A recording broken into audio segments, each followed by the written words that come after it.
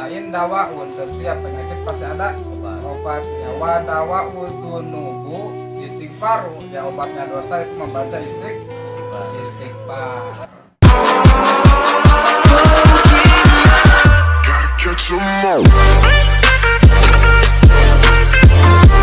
Ya, assalamualaikum warahmatullahi wabarakatuh. Balik lagi di channel ini. Ya, buat kalian terima kasih yang udah support kami dari 0 sampai sekarang. Pokoknya tonton terus channel ini dan jangan lupa like, comment, and subscribe dan share sebanyak-banyak mungkin. Gue bakal giveaway di 5.000 subscriber, bakal ngasih sarung BHS. Ditunggu buat kalian. Yuk, komen sebanyak-banyak mungkin dan share. Ya, terima kasih buat kalian tonton channel ini ya. Lanjut video ini berikut ini.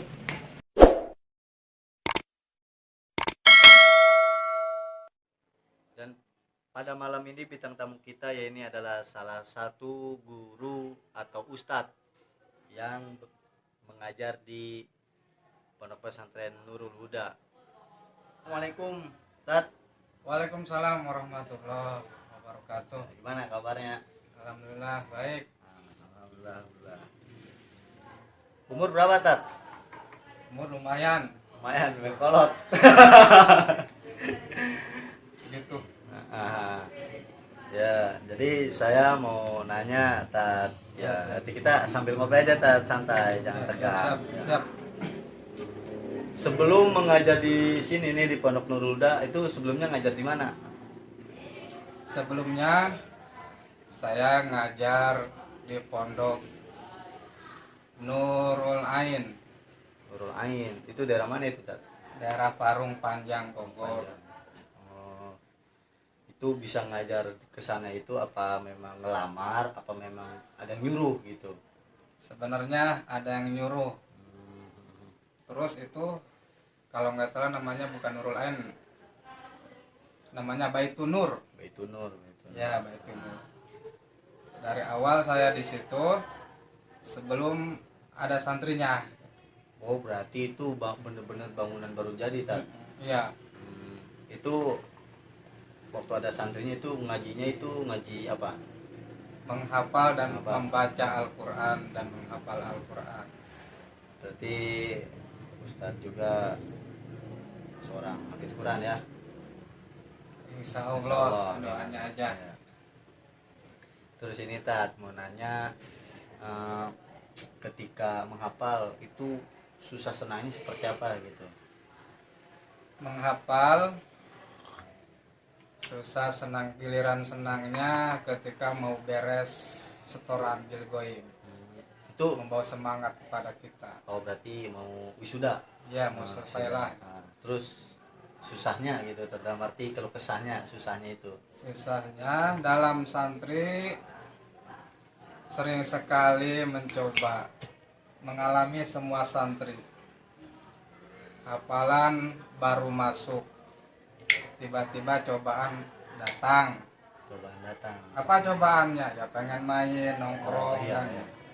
Itu baru masuk doang, belum sama hati, belum ke hati gitu. Cuman baru sekedar Ya, sekedar masuk doang. Akhirnya tinggalin, hilang lagi. Oh, itu, Tat, kalau boleh tahu Ustadz itu menghafal itu berapa lama gitu? Berapa tahun menghafal itu? Alhamdulillah saya menghafal Al-Quran 30 juz secara bilgoib, setoran langsung ke guru 3 tahun. 3 tahun hatam, alhamdulillah. Subhanallah, terhitung cepat, Tat, ya? Alhamdulillah. Ketika Ustadz mondok itu memang ke apa namanya menghafal doang, apa ada pelajaran lain gitu? Maksud pengalaman Ustadz ketika nyantri gitu? Pondok saya namanya Nahdlatul Baton wa Nahdlatul Banat. Memang pondok saya itu pesantren salafiyah, yaitu pesantren kitab. Adapun yang menghafal itu ya yang mau saja. Oh.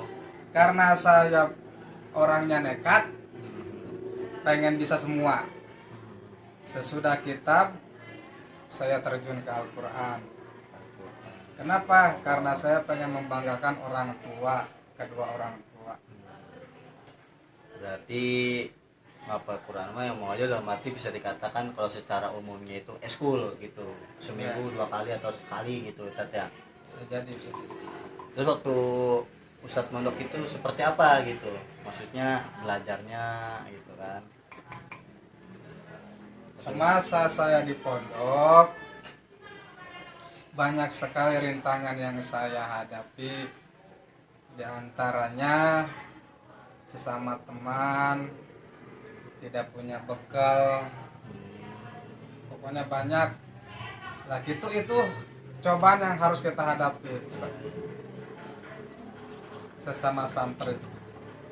Kalau kita udah bisa menghadapi, insya Allah kedepannya akan baik, indah pada waktunya kalau bahasa. Itu tuh cara menghadapi cobaan ketika menjadi santri, ketika masih belajar itu gimana cara menghadapinya? Cara menghadapi cobaan, berbanyak-banyaklah berzikir. Iya. Apa aja tuh zikirnya, apa entah maksudnya apa kita harus zikir khusus apa aja gitu atau istighfar? Zikir tuh banyak. Kalau kita mengingat dosa, kalau kita mengingat dosa ya. Apa artinya itu? Ya kita merasa dicoba-coba karena kita merasa punya dosa, banyak dosa. Ya kita istighfar aja. Istighfar.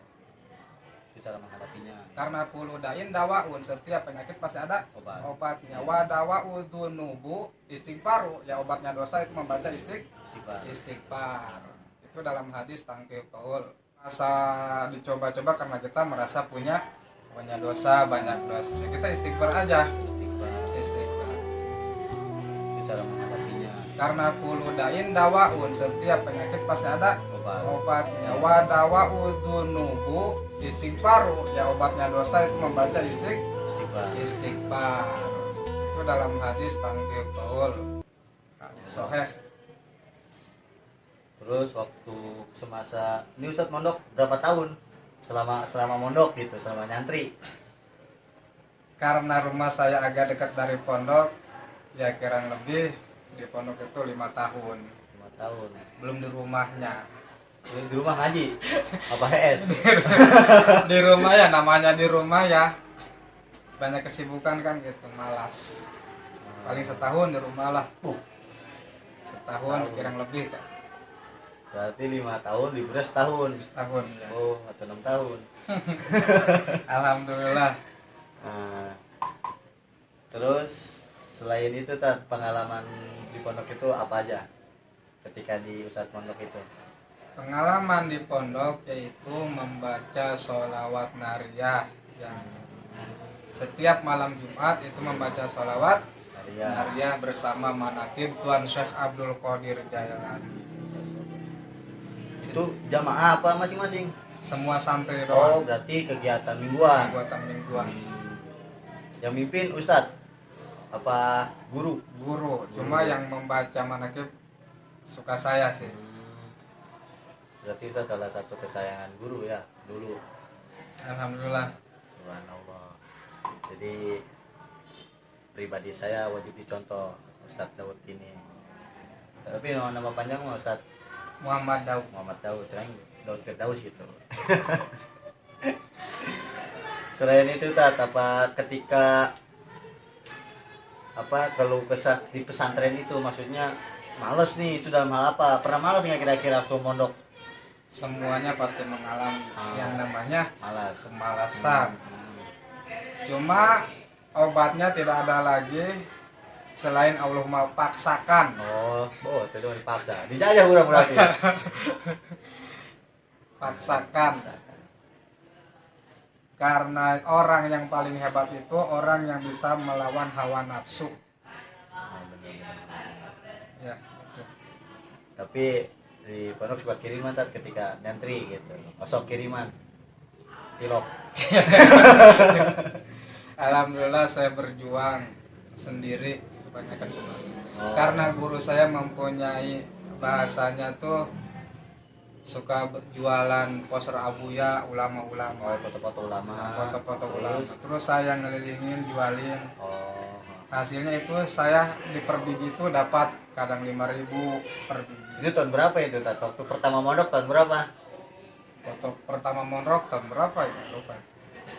Kalau Enggak. Oh enggak. Kalau nggak salah 2010 kali. 2010. Terus itu dagang apa ngejualin foto ulama itu dari guru itu tahun Tahun 2012, 13 lah. Oh 2013, 12, 13. Berarti itu mah Ustadz mah nyari nggak kayak orang-orang gitu ya, maksudnya tiap bulan atau tiap minggu kiriman, tapi Enggak. Ustadz mah nyari sendiri. Tapi suka ada perasaan sedih nih nggak itu Ustadz? Dibilang sedih, ya emang sedih ya. Karena kita mikir semua santri kata Al-Quran, barang siapa yang kerja di pabrik itu yang akan menggajinya atasannya. Iya, iya. Kalau kita bekerja di jalan Allah, ya Allah akan menggaji walaupun lewat manusia. Iya, Kan? iya. Terus di pondok makan itu masak sendiri apa tinggal makan doang, apa maksudnya ada yang masakin gitu Tat? Di pondok saya laki-laki emang agak sedikit ya. Kadang dimasakin oleh gurunya. Kadang pengen masak sendiri santrinya. Tapi kalau mau masak sendiri harus laporan dulu pada guru. Kenapa? Karena masakan sendiri lebih enak lah bahasanya. Iya, iya. Lagi pula nggak repotin guru. Iya, gitu. pengen mandiri kan. Ya silahkan kata guru. Terserah. Tapi awal modal nih Tat ya, modal ketika pertama kita mondok itu apa yang harus kita ini gitu kita siapkan? Pertama modal mondok yaitu kitab. Semua santri kan harus pakai modal ya. Kitab harus dibeli, terus berasnya lah, pokoknya makanan sehari-hari. Oh itu kalau waktu salapi Ya. Nah kan gini Tat ya, harus punya beras modalnya, terus Iya. untuk beli kitab. Dan sedangkan Ustaz kan tadi bilang bahwa ketika Ustaz mondok nggak pernah dapat kiriman. Iya. Itu beras dari mana, kitab juga dari mana gitu bisa punya gitu. Beras alhamdulillah saya suka ada yang ngasih kan gitu. Kadang ada kadang enggak. Terus yang masalah kitab, ya kitab seadanya aja saya. Seadanya. Kadang dibeliin, kadang beli sendiri. Beli nama siapa itu? Kak Bogo. Kadang ada kakak saya yang lah Bantu. membantu sedikit. Berarti benar-benar pahit Tat ya, dan alhamdulillah sekarang mah udah Alhamdulillah. tinggal metik hasilnya gitu. Subhanallah. Alhamdulillah. Terus selain itu Tat, pengalamannya di pondok itu apa aja selain yang tadi disebutkan oleh Ustadz itu? Pengalaman di pondok yang pertama yaitu apa ya? Pokoknya segi menghafal. Dalam menghafal Al-Quran, kalau habis duhur itu jangan pernah bikin setoran. Habis duhur tuh? Habis duhur sebaiknya mengulang saja apa yang telah disetorkan. Kok bisa kayak gitu? Karena habis duhur itu walaupun mata melek tapi hati tidur. Jadi susah masuk. Benar-benar. Kalau tengah malam walaupun mata ngantuk tapi si hati bangun. Akhirnya cepat masuk. Sebaiknya tengah malam kalau mau menghafal. Ya. Tapi kalau misalkan kalau malam nih, kan dari mata melek, Mata tidur. Oh mata tidur, hati melek. Kalau zuhur, Hati tidur, mata melek. mata melek. Iya. Ya. Tapi kalau tidur semua, Nggak bakalan. Ya. Karena itu udah emang seharusnya kayak gitu, menghafal tuh tengah malam. Terus kalau misalkan ini tak apa namanya, ketika mondok itu salah tips lah bahasanya, salah satu caranya supaya kita disayang sama kiai itu harus kayak gimana gitu, supaya disayang sama kiai lah kasarnya gitu.